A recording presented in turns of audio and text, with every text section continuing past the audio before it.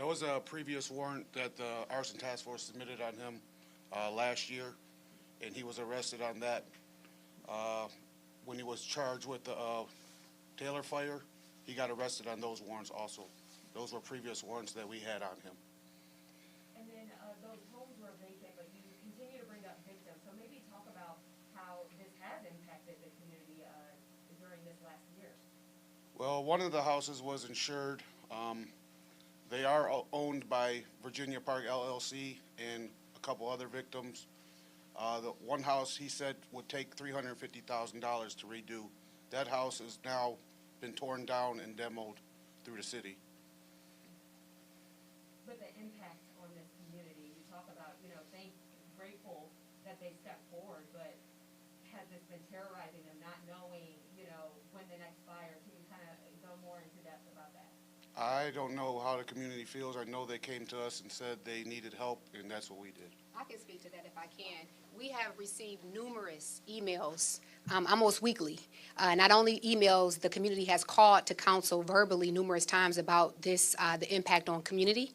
I'm sure that people were nervous, scared, not knowing if it could be their home next. And so it's been a priority for this neighborhood, a lot of concerns as to who's doing this and the intention for the Virginia Park community. And so it has been a constant issue with the community, just being scared at night, not knowing who's doing this and making sure that it's addressed.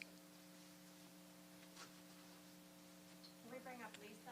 Oh, Lisa Johanon. Oh, Sure, and Jimmy. I can probably address your question as a member of the community and living just down the block. So 3 of the fires were here on Taylor Street, and one was just 2 weeks ago. And you're going, oh my gosh, another one. And I was just wondering if he was specifically targeting Taylor Street. But we all know that the Atkinson fire was detrimental, and so was the Claremont one. So we, as much as all of these people up here have been saying thank you to the community for coming together and really working with law enforcement and the fire department, we are so thankful to them and to Councilwoman Sheffield for the work that they did and the relentless work of researching and doing what needed to be done to capture this person. I hope so, as Councilwoman stated, that we can get him some help as well. But we're just grateful that he's off the streets and that no further property can be destroyed. So Julian, perhaps you'd like to add a few things.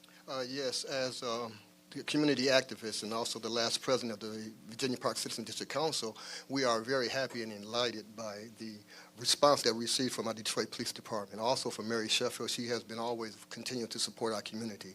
Also, I want to mention that there is a group of organizations within our community. The Virginia Parks Community Coalition, which is Joyce Moore Group, along with Vanita Tompkins, Monique, Elise, and other neighbors and community activists within our community, kept the foot on the pedal about getting this addressed. So we want to thank all the people here, just up to the deepest in our heart, because we are so gratified in what they were able to do to capture the person that's been causing this trauma within our community. So once again, we thank you, thank you, thank you. How long has this been going on, and what did you think, oh no, this is a real problem, this isn't a coincidence at all? Well, after the second to the third fire, and we know that this is something that was really serious in our community. So that's when we started having meetings, and people started calling and questioning who's doing this. So within 2.5 to 3 years, we noticed something was wrong, because most of us experienced what happened in '67. I was 10 years old, so there's a lot of things that we haven't forgot about that. So with this coming in our community at this time, in this stage, we were very traumatized, and that's why we had to put the pedal to the metal, and they responded immediately. So we are so gratified and gracious for their response in a timely manner. Did you witness this guy carrying cardboard boxes? No, I did not, but other members in our community have. Did he ever say why he did it? We're going to leave that up to his proceedings in court, that information. You talked about the community, stepping forward and you all being concerned together. Did any of you guys know him? Is it a close-knit community here? We are a very close-knit community. That's going to be discussed in our upcoming meeting. We'll find out from the neighbors as we have our Zoom meeting and community meeting. We'll find that out too. Has this gentleman had prior contact with your department? Was he known to you guys for any reason?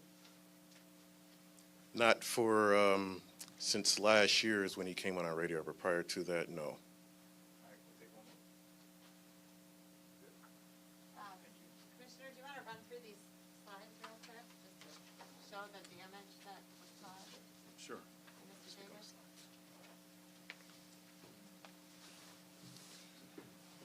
This is one of the houses he stated he had burnt.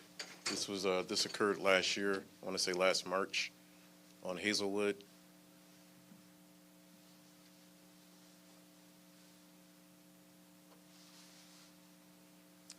This also occurred about March of last year also on Taylor, just a few houses down from this point.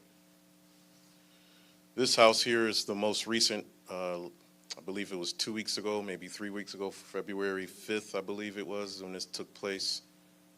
And the 10th, I'm sorry, 5th and the 10th. And Claremont took place in January, near the end of January 31st. And Atkinson took place in December, I want to say, of last year. This garage was also attached to the previous house on Taylor. That happened on the 5th of February. Thank you so much. Just one Yeah, question. go ahead. So just any preventive measures going forth for anybody that's may want to be a copycat, what are some of the things that you're doing to prevent something like this from happening again in this community? Our division pretty much is a deterrent as in the realm of fire prevention. So we can deter by arrest, we could deter by sending out a message. The arrests send out a message, and our actions also send out a message. This type of behavior is not tolerated in this city, period. But also, the community has to speak. This community spoke, and we can act on that, and we will act on that. So that's pretty much where this division is as far as prevention goes in the future. If you see or know, contact us. We have a tip line, 313-628-2800. That's anonymous. You can call our office directly, 596-2940. We are on Facebook. You can shoot emails. There's all different avenues that communities can reach out to us, and we can act on information that we receive.